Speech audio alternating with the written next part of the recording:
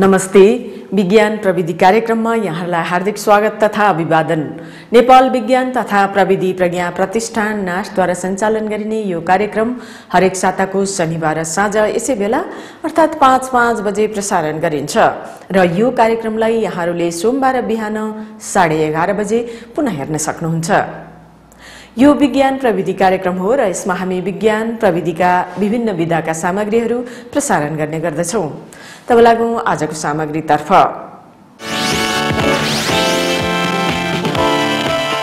नेपाल विज्ञान तथा प्रविधि प्रज्ञा प्रतिष्ठान नास्टले विज्ञान प्रविधिका विभिन्न विषयमा विभिन्न किसिमका अनुसन्धानहरू गरिरहेको छ र हालै आएर नास्टका प्रयोगशालाहरूमा पनि अन्तर्राष्ट्रिय स्तरका अनुसन्धान कार्यहरू भइरहेका छन्। आज हामी यस्तै किसिमको एउटा अनुसन्धान जुन नास्टको प्रयोगशालामा भइरहेको छ त्यसैका बारेमा नास्टका वैज्ञानिकसँग कुराकानी गर्दैछौं। मोलेकुलर बायोटेक्नोलोजी अर्थात् जैविक प्रविधि युनिट कार्यक्रम अन्तर्गत के कार्यहरू नास्टमा भइरहेका छन् त्यस अन्तर्गत कार्य गर्ने वरिष्ठ वैज्ञानिक डाक्टर संगीता श्रेष्ठसँगको कुराकानी सहितको आजको यो विशेष कार्यक्रम हामी प्रस्तुत गर्दैछौं।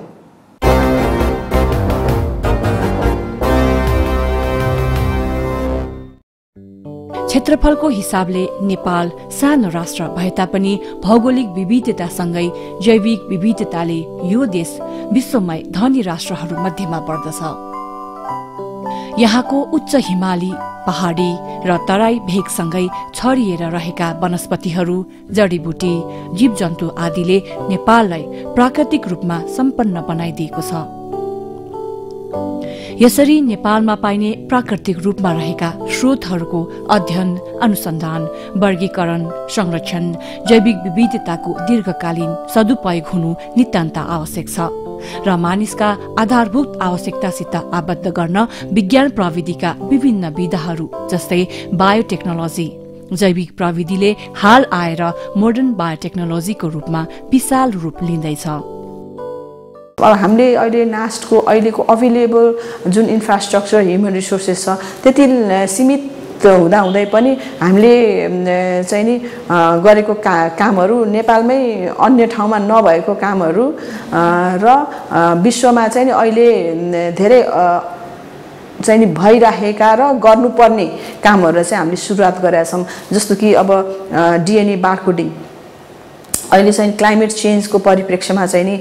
बायोडाइभर्सिटीहरू है तपाईको प्लान्ट बेस्ड होस्, एनिमल बेस्ड होस्, माइक्रोबियल अब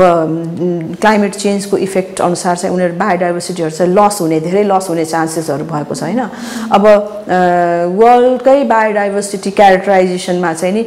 तपाईको इन्टरनेसनल कोलाबोरेसन चाहिँ धेरै अगाडि बढिसक्यो। जस्तो बारकोडिङमा डिएनए बारकोडिङ भनेको चाहिँ तपाईको कुनै पनि अर्गानिजमको डिएनए सिक्वेन्स है, डिएनए को सिक्वेन्सलाई बेस गरेर त्यसको चाहिँ प्रजातिको आइडेन्टिफिकेसन गर्ने तरिका हो त्यो डिएनए बारकोडिङ भनेको है। त्यो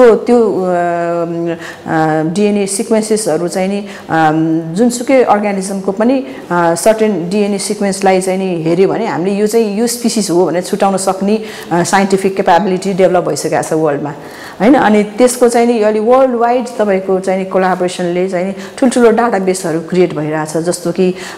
national centre for biotechnological information NCBI को डाटाबेसमा तपाईले गएर हेर्नुभयो भने यो बायोडाइभर्सिटीहरू चाहिँ जसले पनि यो क्षेत्रमा काम गरेको छ तिनीहरूले चाहिँ त्यो डिएनए सिक्वेन्सलाई लगेर चाहिँ नि त्यो डाटाबेसमा सबमिट गर्नुपर्ने हुन्छ। त्यो सबमिट गरिसकेपछि के हुन्छ त भन्दाखेरि ओके यो बायोडाइभर्सिटी चाहिँ नेपालको रहेछ, नेपालको यो ठाउँमा पाउने यो यसको रहेछ भनेर थाहा हुन्छ। भनेपछि त हाम्रो बायोडाइभर्सिटीलाई डिएनए लेभलमा, जेनेटिक लेभलमा चाहिँ नि रेजिस्टर गर्ने एउटा एक मात्र चाहिँ नि यो माध्यम हो हैन। भनेपछि अब हामीले त्यो क्षेत्रमा पनि हामीले काम सुरु गरेका छौँ। यस क्षेत्रको विकासबाट मानव हितका विभिन्न कार्यहरू सम्पन्न भएका छन्। बायोटेक्नोलोजीका विभिन्न प्रविधिका प्रयोगद्वारा विश्वभर नै मानव स्वास्थ्य, पशु स्वास्थ्य, कृषि, खाद्य, उद्योग तथा वातावरणका क्षेत्रमा ठूलठूला विकासहरू भएका छन् र आजको मानव समाजले उपभोग गरिरहेका धेरै वस्तुहरू बायोटेक्नोलोजी अनुसन्धानबाट प्राप्त भएका हुन्। प्रत्यक्ष जनतालाई फाइदा हुने भनेर गर्दाखेरि त हामीले जुन 2002 मा सुरु गरेको यो सिट्रसको disease diagnosis molecular disease diagnosis चाहिँ हामीले अहिलेसम्म निरन्तरता त्यसलाई दिइराख्नु परेको छ र दिइराखेका पनि छौँ किनभने यही काम चाहिँ नि अरू कुनै पनि संस्थामा भइरहेको छैन हैन त्यसले गर्दाखेरि यहाँ मान्छेहरू चाहिँ नि त्यो सिट्रसको त्यो डिजिज डायग्नोसिस जुन चाहिँ आँखाले हेरेर हामी डायग्नोसिस गर्न सक्दैनौँ त्यसको लागि हामीले मोलिकुलर टुल नै अपनाउनु पर्ने हुन्छ हैन त्यसको लागि चाहिँ मान्छेहरू यही नास्टमै चाहिँ आएको भएर हामीले चाहिँ नि त्यो एउटा चाहिँ नि सेवामूलक कामहरू चाहिँ जुन गरेका छौँ नि हैन त्यस्तै गरिकन तपाईको सिट्रसको डिजिज डायग्नोसिस जस्तै हामीले चाहिँ नि हामीले गरेको रिसर्चलाई त भोलि त्यस्तै खालको डायग्नोस्टिक्सहरू डेभलप गर्ने भयो हैन तपाईको प्रोडक्सन नै कुनै पनि अब प्रोडक्सन नै गरौँ भोलि इन्जाइमहरूको प्रोडक्सनहरू गर्ने जुन टेक्नोलोजी डेभलप गर्नको लागि त रिसर्च हुनु पर्यो नि त हैन त्यो रिसर्च भएपछि नै एउटा कुनै टेक्नोलोजी डेभलप हुन्छ सो दैट हामीले चाहिँ त्यो टेक्नोलोजीलाई ट्रान्सफर गरेर अनि ह्युमन युजको निम्ति हामीले ट्रान्सफर गर्न सक्छौँ त हैन नेपाल जस्तो विकासशील राष्ट्र जहाँ विज्ञान प्रविधिले अझै पनि उपयुक्त स्थान पाउन सकेको छैन तर पनि नेपाल विज्ञान तथा प्रविधि प्रज्ञा प्रतिष्ठान नास्टले आफ्नो स्थापना कालदेखि नै अर्थात् सन् 1980 को दशकदेखि नै विभिन्न ठाउँहरूबाट विभिन्न प्राकृतिक स्रोतहरूको नमूना संकलन गरी त्यसका आनुवांशिक स्रोतको पहिचान रसायनहरूको विश्लेषण र भौगोलिक अनुकूलताको अध्ययन अनुसन्धान कार्य गर्दै आएको छ मोलिकुलर बायोटेक्नोलोजी युनिट चाहिँ नि हामीले खास गरी 2-3 वर्ष अगाडि मात्रै यसको नाम परिवर्तन गरेर हामीले मोलिकुलर बायोटेक्नोलोजी राख्या हो वास्तवमा नास्टमा चाहिँ बायोटेक्नोलोजी सम्बन्धी अध्ययन अनुसन्धानहरू चाहिँ 1980s को दशकदेखि नै बायोफर्टिलाइजर भयो अनि प्लान्ट टिस्यु कल्चर भयो अनि तपाईको डिजिज डायग्नोसिसको एक्टिभिटिजहरुबाट चाहिँ सुरु भएको थियो अहिले आएर चाहिँ नि हामी चाहिँ नि डीएनए लेभलको रिसर्च गर्ने सम्मको क्षमता हामीले चाहिँ विकास गरिसकेका छौं र विभिन्न एक्टिभिटिजहरु चाहिँ नि हामीले यस युनिट मार्फत चाहिँ कन्डक्ट गर्दै आएका छौं नेपालमा पाइने केही बहुमूल्य औषधिजन्य वनस्पतिहरू बजारको बढ्दो माग तथा मानवजन्य अतिक्रमणले गर्दा लोपोन्मुख अवस्थामा पुगेका छन् साथै हाम्रो देश एक पहाडी मुलुक भएकाले बढ्दो वातावरणीय परिवर्तनका जोखिम हाम्रा हिमाल तथा पहाडका जैविक विविधतामा बढी पर्ने र सोको कारण धेरै यस्ता बहुमूल्य जडीबुटीहरू लोप हुने खतरा पनि बढ्दै गएको छ तसर्थ समग्रमा भन्नुपर्दा नेपालका यस्ता बहुमूल्य वनस्पति वन्यजन्तु तथा सूक्ष्म जीवाणुहरूको molecular biotechnological biochemical टैक्सोनोमिकल ecological seed बायोलोजीका आधारमा अध्ययन अनुसन्धान गर्नु नास्ट मोलिकुलर बायोटेक्नोलोजी युनिटको उद्देश्य रहेको छ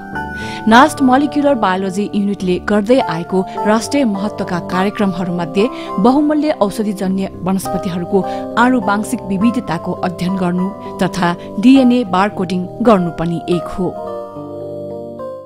फर्स्ट भन्नुपर्दाखेरि चाहिँ अहिले हामीले नेपालमा पाइने विभिन्न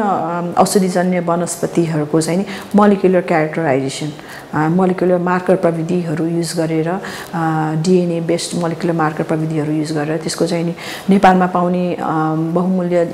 औषधिजन्य वनस्पतिहरूको चाहिँ नि जेनेटिक डाइभर्सिटी के कति छ उनीहरुको हैन अनि त्यो डाइभर्सिटी ले गर्दाखेरि तिनीहरु चाहिँ नि तपाईको के रे भल्नरेबल भएको हो कि अथवा उनीहरुको चाहिँ डिमान्ड हैन वर्ल्डमा अहिले जुन बढ्दै गएको डिमान्ड हो त्यो डिमान्डले गर्दाखेरि चाहिँ नि उनीहरु थ्रेटन भएको हो कि अथवा उनीहरुको चाहिँ नि नेचरमा उनीहरुमा डाइभर्सिटी के कति छ र हामीले तिनीहरुलाई कन्जर्भ गर्नको लागि हामीले के कस्तो उपायहरु चाहिँ नि अवलम्बन गर्नुपर्छ भन्ने कुराहरुको खोजी गर्नको लागि हामीले विभिन्न मोलिकुलर मार्करहरु युज गरेर जस्तो चिराइतो भयो स्वेसिया चिराइता भयो अनि पोडोफाइलम हेक्सान्ड्रम भयो नियोपिकोराइजा स्क्रोफुलरिफ्लोरा भयो यिनीहरुको चाहिँ जेनेटिक डाइभर्सिटी अध्ययन कार्यहरुलाई अगाडि बढाएका छौं त्यसैगरी विभिन्न सूक्ष्म जीवाणुहरू जस्तै ब्याक्टेरिया टुसी तथा भाइरसले मानव पशु र बिरुवाहरूमा विभिन्न रोगहरूको माध्यमबाट नकारात्मक प्रभावहरू पारिरहेका हुन्छन् तर कतिपय यस्ता जीवाणुहरू मानव स्वास्थ्य कृषि उद्योग वातावरणीय दृष्टिकोणबाट फाइदाजनक पनि हुन्छन् यस्ता बहुमूल्य सूक्ष्म जीवाणुहरूको खोजी तथा अनुसन्धान गर्नु मोलिकुलर बायोटेक्नोलोजी युनिटको अर्को उद्देश्य हो, जस अन्तर्गत सूक्ष्म जीवाणुहरूको जैविक प्रविधिद्वारा पहिचान, आनुवांशिक विविधताको अध्ययन, अनुसन्धान र आधुनिक जैविक प्रविधि अर्थात् जेनेटिक इन्जिनियरिङद्वारा बहुमूल्य जीवाणुहरूले बनाउने इन्जाइमहरूको उत्पादन गर्ने कार्यहरू पर्दछन्। रिसर्च मात्रै गरेर हुँदैन कि रिसर्च गरेको कुरालाई चाहिँ नि एप्लिकेसनमा लैजान सके भने मात्रै त्यसले चाहिँ नि त्यसको त्यो रिसर्चको चाहिँ नि तपाईको सार्थकता हुन्छ हैन। त्यसले गर्दाखेरि हामीले चाहिँ यो माइक्रोबियल सेक्टरमा पनि हाम्रो रिसर्चलाई अगाडि बढाएका छौँ। यो भन्दा अगाडि पनि हामीले यो ब्यासिलस थुरिन्जिएन्सिस भन्ने ब्याक्टेरियाको रिसर्च है, यो चाहिँ तपाईको यो चाहिँ कस्तो ब्याक्टेरिया हो भने त्यसले चाहिँ एउटा टक्सिन प्रोडक्सन गर्छ कि त्यो टक्सिनले चाहिँ तपाईको विभिन्न यो हाम्रो सागसब्जीहरू भयो हैन, विभिन्न सागसब्जी अथवा अन्य क्रपहरुमा लाग्ने किरा फट्याङ्ग्राहरूलाई चाहिँ नि मार्ने चाहिँ टक्सिन उनीहरूले त्यो ब्यासिलस थुरिन्जिएन्सिसले प्रोडक्सन गर्छ है। त्यसको स्टडी पनि हामीले सुरु गरेको थियौँ र त्यसको सर्टेन पार्ट चाहिँ हाम्रो सकि पनि सकेको छ। अब यसलाई चाहिँ नि बायोलोजिकल कन्ट्रोल एजेन्टको रूपमा डेभलप गर्न सकेको भए धेरै राम्रो हुन्थ्यो, तर हाम्रो ल्याबको फेसिलिटिजहरू त्यति राम्रो नभइसकेको कारणले गर्दाखेरि हामीले त्यसलाई त्यति अगाडि बढाउन सकेनौँ र अझै त्यसमा चाहिँ कामहरू हुन बाँकी नै छ है। र अब फंगसको कुरा गर्दाखेरि ढुसीहरू हैन, माटोमा पाउने ढुसीहरू भयो, यिनीहरूले चाहिँ नि तपाईको विभिन्न किसिमको इन्जाइमहरू प्रोडक्सन गर्छ। त्यो इन्जाइमको एप्लिकेसन चाहिँ तपाईको इन्डस्ट्रीमा हुन सक्छ, विभिन्न किसिमको इन्डस्ट्रीमा, फुड इन्डस्ट्री, बेभरेजेस इन्डस्ट्री भयो, तपाईको चाहिँ नि अब पल्प एन्ड पेपर इन्डस्ट्रीजहरू भयो हैन, तपाईको यो के भन्छ कपडाहरूको इन्डस्ट्रीहरुमा धेरै उसमा चाहिँ नि यो इन्जाइम्सहरूको एप्लिकेसन्स हुन सक्छ हैन। त्यस्तो इन्जाइम्सहरू प्रोडक्सन गर्ने फंगसहरूको चाहिँ पनि हामीले एक्सप्लोरेसनको काम गरेका थियौँ र कति कामहरू सकि पनि सकेको छ, कति काम भइ पनि रहेछ। अनि विभिन्न मास्टर्स पीएचडी को स्टुडेन्टहरूको मार्फत चाहिँ हामीले यो कामहरू नास्टको यो प्रोग्रामलाई अगाडि बढाइरहेका छौँ। Seed science, seed biology, seed ecology आदि बिउ बिजनसँग सम्बन्धित अनुसन्धान कार्यहरूले छुट्टै महत्त्व राख्दछन्। यस सम्बन्धी अनुसन्धानले बिउ बिजन सम्बन्धी अनुसन्धानबाट प्राप्त नतिजाहरू प्रयोग गरेर जैविक विविधता संरक्षण तथा उपयोगको क्षेत्रमा उल्लेखनीय उपलब्धिहरू हासिल गरी प्रयोगमा ल्याइएका छन्। यो सीडको प्रोजेक्टलाई पनि हामीले अगाडि बढाएका छौँ र विदेशी हाम्रो फ्रेन्डली कन्ट्रिजहरू जस्तो अस्ट्रेलिया भयो, इटाली भयो, यिनीहरूको सहयोगबाट चाहिँ, इटालीको सहयोगबाट चाहिँ हामी हिमालयन सीड ब्याङ्क नै इटालीको इभिकेटो सिएनआरको सहयोगबाट चाहिँ हिमालयन सीड ब्याङ्कको इस्टाब्लिसमेन्ट भएको छ नास्टमा। र अब यसलाई चाहिँ नि हामीले चाहिँ नि अब इन्टरनेसनल स्ट्यान्डर्डको बनाएर अगाडि लैजान सक्यौँ हैन। यो यसमा चाहिँ रिसर्चको फेसिलिटीहरू डेभलप गर्न सक्यौँ भनेदेखि सीड साइन्समा पनि हामीले, सीड साइन्सको सेक्टरमा पनि हामीले धेरै रिसर्चहरू चाहिँ नि गर्न सक्ने सम्भावना चाहिँ मैले देखेको छु। यसमा चाहिँ नि हामीलाई अब सम्बन्धित हैन राष्ट्रिय भनौँ न निकायहरू, मन्त्रालयहरूबाट चाहिँ नि हामीलाई पोजिटिभली चाहिँ नि काम अगाडि बढाउनको लागि सहयोग मिल्यो भनेदेखि सायद यसमा पनि हामीले धेरै गर्न सक्छौँ जस्तो लाग्छ। अहिले त हामीले इनिसियल फेजमा चाहिँ अहिले हाम्रो सगरमाथा नेसनल पार्कमा मात्र यसको काम फोकस भइरहेछ। अनि त्यहाँको सिडहरू लिएर आएर कलेक्सन गरेर ओभर 150 स्पिसिसहरू चाहिँ हामीले कन्जर्भ गरिसकेका छौँ त्यसको सिडहरू। नेपालका विभिन्न संरक्षित तथा अन्य क्षेत्रहरूमा मिचा झारहरूको प्रकोप बढ्दै गएको छ। मिचाहा झारहरू बढ्दो जलवायु परिवर्तनको असर सँगसँगै अरू विस्तारित हुँदै जाने सम्भावना पनि निकै नै प्रबल रूपमा देखिएको छ। यस्ता झारहरूले मानव तथा पशु स्वास्थ्यमा नै नकारात्मक असर पारिरहेको सन्दर्भमा यी झारहरूको व्यवस्थापन हुनु अत्यन्तै जरुरी भएको छ। यसका लागि वैज्ञानिक अध्ययन अनुसन्धान हुनुपर्ने आवश्यकता तत्काल रूपमा देखिएकोले त्रिभुवन विश्वविद्यालय वनस्पति शास्त्र केन्द्रीय विभागसँग मिलेर नासले कार्य गरिरहेको छ। मिचाहा झार भन्छ हाम्रो नेपालमा हैन, त्यो एलियन विडी स्पिसिस हरू चाहिँ नि नेपालमा धेरैवटा चाहिँ नि इन्डियाबाट भित्रेको हैन हुन्छ नि एकदम अब यो एउटा पार्थिनियम हिस्टेरोफोरस भन्ने छ त्यो चाहिँ इन्डियाबाटै नेपालमा आएको हो जुन हैन पार्थिनियम हिस्टेरोफोरस चाहिँ त्यो त्यस्तो एउटा चाहिँ नि एलर्जेनिक प्लान्ट हो त्यो जहाँ चाहिँ तपाईले देख्न सक्नुहुन्छ अहिले त्यसले गर्दाखेरि मान्छेको ह्युमन हेल्थमा धेरै इम्प्याक्ट गरिरहेको छ हैन त्यस्तो प्लान्टहरुमा चाहिँ नि अब हामीले त्यसलाई कसरी चाहिँ नि इन्टिग्रेटेड रूपमा चाहिँ कसरी म्यानेज गर्न सकिन्छ त हैन भनेर चाहिँ हामीले त्यसको चाहिँ नि मोलिकुलर लेभलमा त्यसको जेनेटिक डाइभर्सिटी स्टडी गर्ने काम चाहिँ हामीले त्यसमा पनि सुरु गरेका छौं त्यो भयो अनि अर्को मिकानिया मिक्रान्था भन्ने छ त्यो तपाईको अहिले नेशनल पार्क चितवन नेशनल पार्कमा हेर्नु जानुभयो भने तपाईहरु पुरा रुखहरु नै खाइदिया छ के अब त्यसले वनमारा भन्दैन त्यसलाई मिकानियालाई के भन्छ नेपालीमा त्यो चाहिँ मलाई एक्ज्याक्टली मिकानिया त्यसलाई चाहिँ नि तपाईको इन्डियनहरुले चाहिँ गाजर झार भन्छ गाजरको पात जस्तो हुन्छ के उसको त्यो प्लान्ट गाजर झार भन्छ अब हाम्रोमा चाहिँ खासै मलाई नाम त्यति चाहिँ अलि नाम पनि दिइसकेको छैन किन इन्ट्रोड्युस्ड स्पेसिस हो नि त यो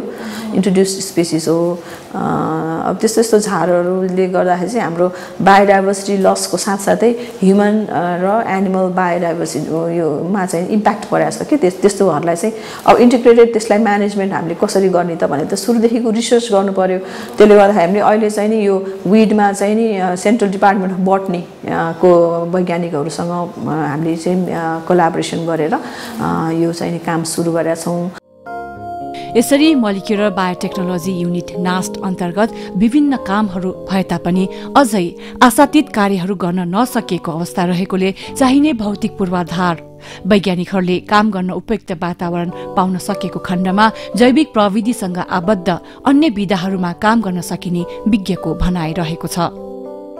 एग्रिकल्चरको क्षेत्रमा भयो मेडिसिनको क्षेत्रमा भयो तपाईको इन्भाइरोन्मेन्टको क्षेत्रमा भयो डिफरेन्ट सेक्टर्सहरुमा चाहिँ बायोटेक्नोलोजी र मोडर्न बायोटेक्नोलोजिकल टुलहरु युज गरेर धेरै हामीले गर्न सक्ने सम्भावनाहरू धेरै छन् हैन तर त्यसलाई चाहिँ नि हाम्रो चाहिँ नि एउटा विडम्बना भनौं कि के भनौं हैन हाम्रो देशको यसलाई चाहिँ नि जुन गर्नुपर्ने रिसर्च एरियाजहरु प्रायोरिटाइज हुन सकेका छैन अहिलेसम्म त्यसमा चाहिँ नि रिसर्च मा जुन किसिमको बजेट चाहिँ नि हामीले पाउनु पर्थ्यो त्यो हामीले पाउन सकेका छैनौं जसको बावजुद हामीले इन्फ्रास्ट्रक्चर र ह्युमन रिसोर्सलाई पनि हामीले यथोचित रूपमा चाहिँ विकास गर्दै लैजान नसकेको कारणले गर्दाखेरि हामी धेरै पछाडी परिरहेका हो हैन तर यो कुराहरुलाई चाहिँ नि हामीले बुझेर यो रिसर्चलाई प्रायोरिटाइज गरे भने हामीले चाहिँ धेरै कामहरु गर्न सक्छौं हाल नास्टमा रहेका उपकरणहरूको अधिकतम उपयोग गरी अझै नयाँ प्रविधिका उपकरणहरू देशभित्रै सञ्चालन गर्नुपर्ने आवश्यकता छ सीमित स्रोत र साधनको कारण प्राकृतिक स्रोतको अध्ययन अनुसन्धान हुन नसकेको अवस्था छ त्यसैले यस्ता बहुमूल्य वनस्पति जडीबुटी वन्यजन्तु आदिको अध्ययन अनुसन्धान गर्न र प्राकृतिक स्रोतहरूबाट उचित लाभ उठाउन योजनाबद्ध तरिकाले अगाडि बढ्नु आजको तत्काल आवश्यकता रहेको छ मेरो विचारमा चाहिँ मेन कुरा त हाम्रो पैसा नै हो हैन बजेट एम्पल बजेट हामीसँग हुँदैन अनि विदेशीहरुसँग पैसा माग्नलाई पनि उनीहरुले पनि त केही खोज्छ नि त हैन त्यो हामीले दिन सक्यौ भने मात्रै उनीहरु पनि अट्र्याक्सन हुन्छ त्यो गर्नको लागि चाहिँ हाम्रो डिफरेन्ट अब नेपालको हाम्रो आफ्नो नेशनल पोलिसीहरुले पनि त्यसले पनि धेरै बाधाहरु दिइराखेको हुन्छ हैन त्यसले गर्दाखेरि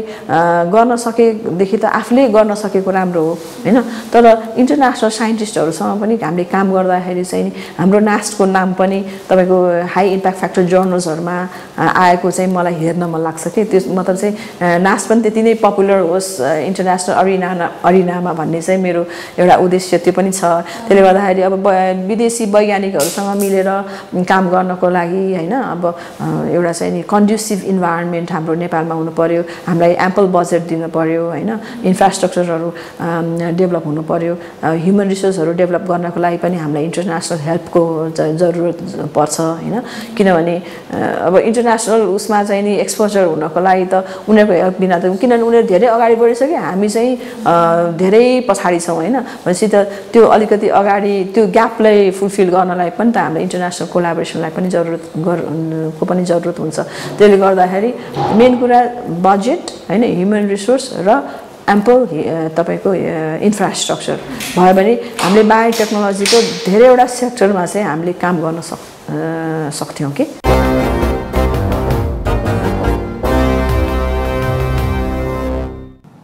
आजलाई विज्ञान प्रविधि कार्यक्रमको सामग्री यति नै। यहाँहरूलाई यो कार्यक्रम कस्तो लाग्छ आफ्ना सुझावहरू हामीलाई पठाउनुहोला। यहाँहरूको सुझावले नै यो कार्यक्रमलाई अझ परिष्कृत बनाउन मद्दत गर्नेछ। हामीसँग पत्राचार गर्ने अर्थात् हामीलाई सुझावहरू पठाउने हाम्रो ठेगाना हो विज्ञान प्रविधि टेलिभिजन कार्यक्रम, नेपाल विज्ञान तथा प्रविधि प्रज्ञा प्रतिष्ठान NAST, post box number 3323 Kathmandu Nepal र हाम्रो इमेल एड्रेस हो vigyanpravidi@nast.org.np। र यहाँहरूले यो कार्यक्रमलाई नास्टको वेबसाइट www.nast.org.np मा पनि हेर्न सक्नुहुन्छ। हस्त आजलाई कार्यक्रम यति नै। आगामी साता फेरि भेटौँला। नमस्ते।